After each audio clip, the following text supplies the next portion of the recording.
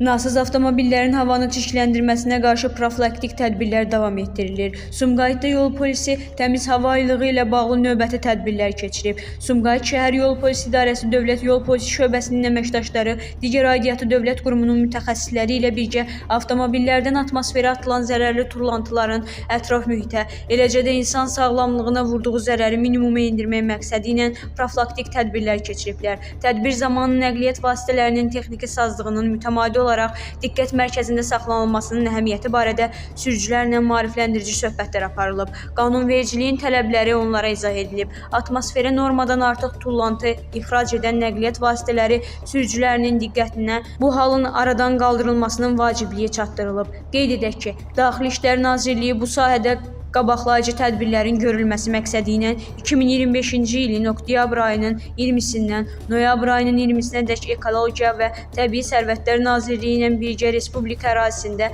təmiz hava aylığı elan edib. Nəzərə alınmalıdır ki, ətraf mühitə atılan tullantılarda müəyyən edilmiş normadan artıq çirkləndirici maddələr olan avtomobillərin idarə edilməsinə və onların istismara buraxılmasına yol verən fiziki və hüquqi şəxslər qanunvericiliklə müəyyən edilmiş qaydada məsuliyyət daşıyırlar. Bu istiqamətdə polis əməkdaşları tərəfindən tədbirlər davam etdirilir.